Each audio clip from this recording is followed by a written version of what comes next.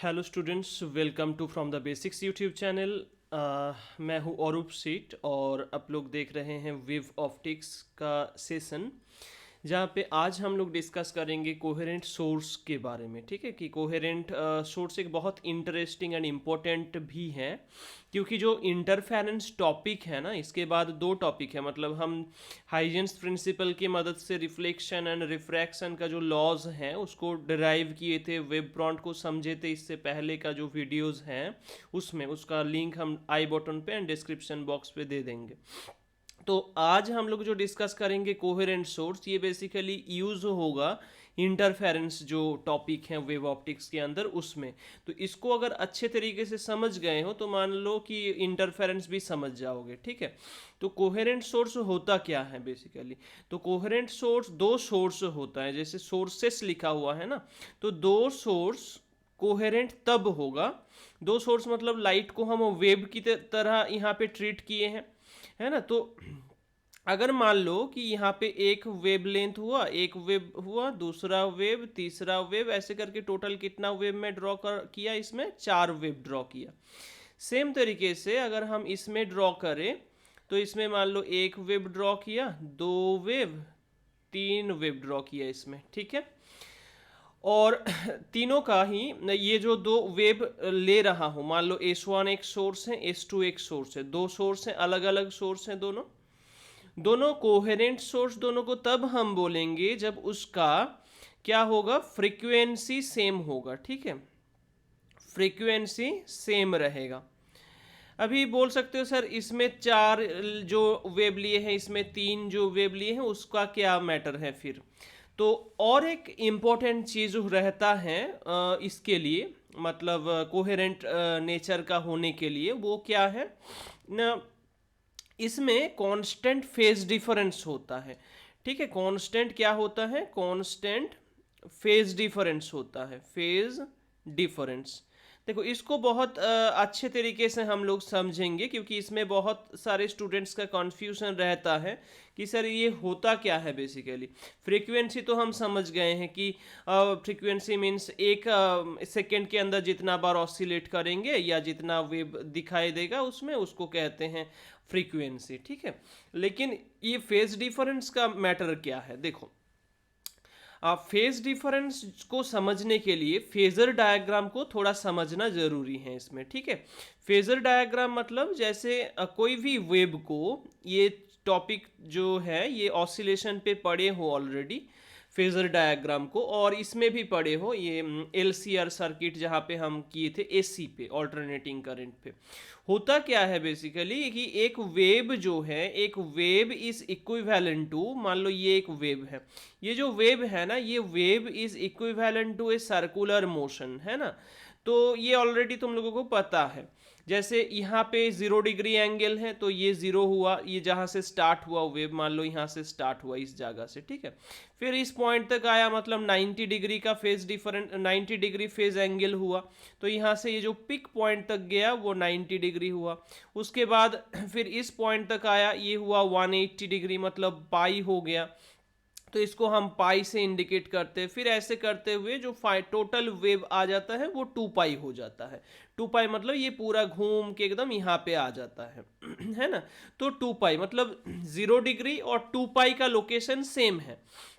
Same तरीके से अगर हम बोले कि मान लो इस सर्कुलर पाथ पे 2 बार चक्कर काट लिए हैं, एक बार चक्कर काटना मतलब 2 पाई एंगल, फिर से और एक बार चक्कर काटे हैं मतलब कितना, और से 2 पाई मतलब 4 पाई हुआ, और एक बार चक्कर काटे तब क्या हुआ, 6 पाई हो जाएगा। तो इस तरीके से 0, 2 पाई, 6 पाई, 8 पाई, ये जो इवन नंबर का मल्टीपल हम लोगों को मिल रहा है, उसका मतलब क्या है, देखो एक बार रोटेट किया तो एक वेव मिला, राइट। इसके इट इज मतलब इक्विवेलेंट टू एक सिंगल वेव।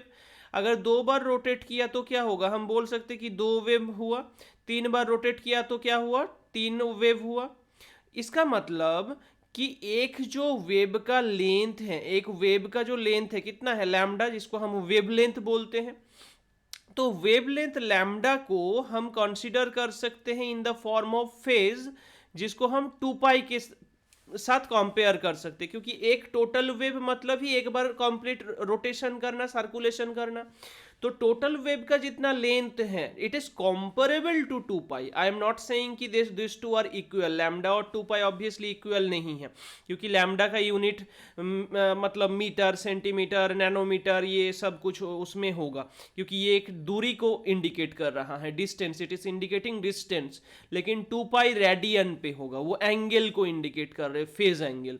तो इसमें ये जो लैम्डा है वो वेव लेंथ है और 2 पाई क्या है, फेज है उसमें। ठीक है, अब मान लो कि एक जो वेव है वो मतलब फेजर डायग्राम पे अगर दिखाए तो थोड़ा सा एक छोटा एंगल मान लो इसमें ट्रैवल किया, जैसे कंप्लीट कर रहा था ना सर्कल को पहले, अभी मान लो सर्कल को कंप्लीट नहीं किया, कुछ ऐसे हुआ, फिर यहाँ से कुछ दूरी तक गया, बस यहाँ पे आके रुक गया, तो कितना एंगल ये ट्रैवल किया, मान लो यहाँ से यहाँ तक जो एंगल ट्रैवल किया ये है डेल्टा फाई एंगल ट्रैवल किया। तो सेम वेव तो पूरा कंप्लीट नहीं होगा, मतलब अगर टोटल चक्कर एक बार काट लेते तो पूरा वेव हम लोगों को मिलता, लेकिन इसमें मिलेगा नहीं। क्यों? क्योंकि टोटल वेव ये कंप्लीट नहीं किए हैं, तो आधा किए हैं और थोड़ा किए हैं, तो आधा मतलब इतना तक किए हैं और थोड़ा, बस इतना, पूरा कंप्लीट नहीं होगा। तो मान लो इस जगह तक ये it is equivalent to this one, it is equivalent to this one. इसका लेंथ कितना होगा, ऑब्वियसली लैम्डा से कम होगा, लैम्डा तो से ज़्यादा होगा नहीं, तो इसको हम डेल्टा एक्स बोलते हैं। तो ये क्या है, ये पाथ डिफरेंस है, या पाथ लेंथ है, पाथ लेंथ अभी के लिए बोल रहे हैं, डिफरेंस पे हम आएंगे। देखो ये पाथ लेंथ है delta x of this particular wave, ठीक है, इसका। और इसमें ये जो डेल्टा फाई है वो क्या है, फेज डिफरेंस है, तो या सॉरी फेज है यहाँ पे, ठीक। उस वेव का डिफरेंस तब होगा जब दो वेव होगा ना, एक वेव का मान लो 3 एक वैल्यू है, 4 एक वैल्यू, 3 और 4 दोनों का तब डिफरेंस मिलेगा, 4 माइनस 3 1। लेकिन एक ही अगर वेव है तो उसमें डिफरेंस कहाँ से आएगा, तो वो फेज है, ठीक है। हम डेल्टा फाई से इसलिए डिनोट कर रहे हैं ताकि बाद में ये समझना आसान हो सके, इसलिए।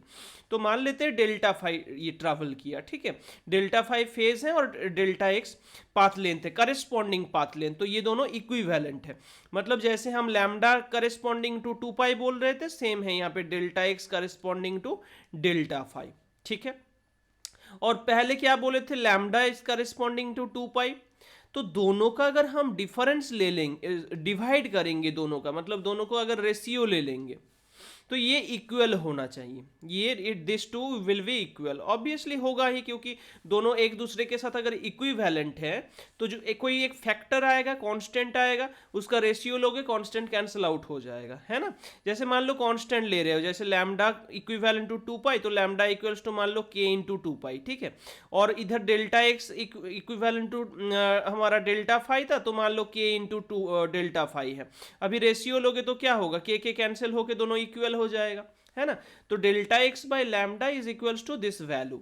अगर ये है तो हम लोगों को फेज और पाथ लेंथ के बीच में एक रिलेशन मिल जाएगा, delta phi is equals to cross multiply करने से 2 pi by lambda into delta x मिल रहा है, ठीक है, ये मिला। देखो हम इतना क्यों इलास्ट्रेट कर रहे हैं, इतना क्यों इलास्ट्रेट कर रहे हैं, इसको एक्सप्लेनेशन दे रहे हैं, क्योंकि कोहेरेंट सोर्स को समझने के लिए ये कॉन्सेप्ट जरूरी है, ठीक है। हम तब पूरा एकदम 100% समझ पाएंगे कि what is the meaning of constant phase difference, ठीक है, तब समझेंगे।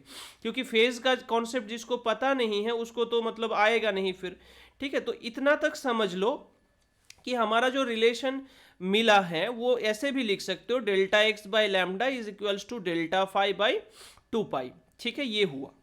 देखो अभी इसमें कितना वेव है, मैं कहा इसमें 4 वेव है। सर एक वेव का लेंथ कितना है, तो that is wave length lambda, तो 4 वेव का लेंथ कितना होगा सर, दैट इज 4 लैम्डा। यहाँ पे कितना वेव है, 3 वेव है। एक वेव का लेंथ अगर लैम्डा है तो 3 वेव का लेंथ कितना होगा सर, 3 लैम्डा, ठीक है। तो वे ये इसका मतलब ये जो पूरा वेव है यहाँ से यहाँ तक, इसका टोटल लेंथ कितना हुआ, 4 लैम्डा, इसका टोटल लेंथ कितना हुआ, 3 लैम्डा।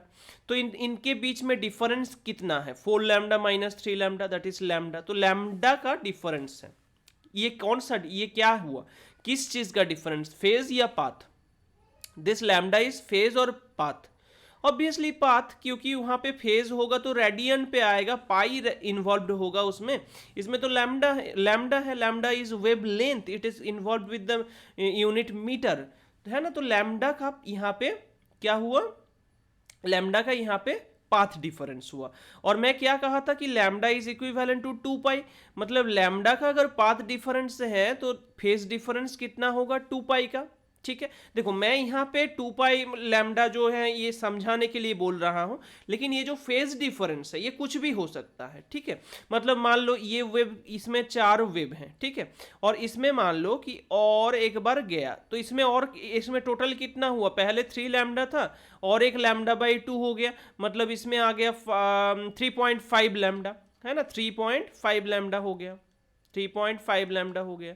तो अभी इन दोनों के बीच में अगर हम देखें तो ये पाथ डिफरेंस कितना है, लैम्डा बाई 2 का, मतलब 0.5 लैम्डा का, है ना। दोनों का डिफरेंस देखो, 4 लैम्डा 3.5 लैम्डा, उसका डिफरेंस कितना आएगा 0.5, मतलब लैम्डा बाई 2, 0.5 लैम्डा मतलब क्या है, लैम्डा बाई 2। अभी लैम्डा का वैल्यू 2 पाई था, तो 2 पाई बाई 2 मतलब पाई। मैं दोनों चीज को दो साइड से क्यों बोल रहा हूं, मतलब एक बार मैं 3 लैम्डा लिया, एक बार 3.5 लैम्डा लिया, इसलिए ले रहा हूं क्योंकि जब 3 लैम्डा ले रहा था, मान लो एक वेव जो है एक सोर्स से निकल के गया, एक वेव गया कितना 4 लैम्डा दूरी, दूसरा वेव गया कितना 3 लैम्डा दूरी, तो वो जो डिफरेंस है ना, वो जो पाथ डिफरेंस या फेज डिफरेंस है दोनों के बीच में, पाथ डिफरेंस बोले तो लैम्डा, फेज डिफरेंस बोले तो 2 पाई। और अगर 3.5 लैम्डा को लेते हो तो पाथ डिफरेंस हो जाएगा lambda by 2 and phase difference हो जाएगा 2 पाई बाई 2 मतलब पाई का। तो यहां पे वो जो पैटर्न है, वो जो डिफरेंस है, पाथ डिफरेंस बोलो या फेज डिफरेंस बोलो, वो कांस्टेंट रहेगा ओवर द टाइम। मतलब जैसे जैसे वो जाएगा ना, ऑलवेज वो पाथ डिफरेंस या फेज डिफरेंस पाई होगा तो पाई ही रहेगा, 2 पाई होगा तो 2 पाई ही रहेगा, उसका कोई चेंज नहीं होगा। तो कोहेरेंट सोर्स का जो फेज डिफरेंस का मैटर है वो ये ही है बेसिकली। ठीक है, तो इसमें दो चीज हुआ, frequency same, constant phase difference, ठीक है। और अगर आइडियली इंटरफेरेंस हम लोगों को चाहिए, आइडियली इंटरफेरेंस अगर चाहिए तो एम्पलीट्यूड को भी सेम होना जरूरी है। मैं इसमें बाद में बात करूंगा इसमें। तो amplitude will be same, amplitude are same, amplitudes are same. तो जो वेव निकल के आ रहा है, फर्स्ट तो फ्रीक्वेंसी सेम है, फेज डिफरेंस कांस्टेंट है, कांस्टेंट है, आई एम नॉट सेइंग कि वो चेंज, ये मतलब डिफरेंस नहीं हो सकता, ऐसा नहीं है। फेज का डिफरेंस पॉसिबल है, डिफरेंस अगर होगा, जैसे यहाँ पे 4 लैम्डा, यहाँ पे 3 लैम्डा, तो लैम्डा मतलब 2 पाई का फेज डिफरेंस था उसमें, तो वो डिफरेंस पॉसिबल है, लेकिन वो कांस्टेंट होगा ओवर द टाइम। ठीक है, नेक्स्ट एम्पलीट्यूड भी सेम होगा। नेक्स्ट और एक चीज, वेवलेंथ भी सेम होगा, वेवलेंथ जो है, wavelength are also same, also same. तो 4 यहां पे पैरामीटर, फ्रीक्वेंसी सेम है, फेज डिफरेंस कांस्टेंट है, फेज डिफरेंस हो सकता है लेकिन वो कांस्टेंट है, एम्पलीट्यूड सेम है and wavelength should be same. तो इस कंडीशन पे इन दो सोर्सेस को हम कोहेरेंट सोर्स बोल सकते हैं। ठीक है, एंड कोहेरेंट सोर्स को हम कैसे क्रिएट कर सकते हैं तो उसका डिस्कशन करेंगे हम इंटरफेरेंस जब पढ़ेंगे अगला क्लास में। ठीक है, तो आई होप इतना तक कोई डाउट नहीं है कि कोहेरेंट सोर्स क्या है। बहुत ही इंटरेस्टिंग ये टॉपिक है एंड कंडीशंस ऑफ इंटरफेरेंस का ये एक मतलब इम्पोर्टेंट पॉइंट है कि इंटरफेरेंस होने के लिए the two sources must be coherent. ठीक है, कोहेरेंट नहीं होगा तो उसमें इंटरफेरेंस भी शो नहीं होगा। ठीक है, तो इन 4 पॉइंट्स को ध्यान रखते हुए कोहेरेंट का डेफिनेशन बोलना। आई होप कोई डाउट नहीं है इसमें, अगर कुछ डाउट होता है तो कमेंट सेक्शन पे कमेंट कर देना। और अगर इस वीडियो को पसंद आया तो लाइक करना, चैनल पे नया हो तो सब्सक्राइब करके बेल आइकन को प्रेस करना ताकि इस टाइप का नया एजुकेशन रिलेटेड वीडियो सबसे पहले मिल सके। मैं हूँ औरूप। Okay, I hope you have enjoyed whole this videos. Thank you so much.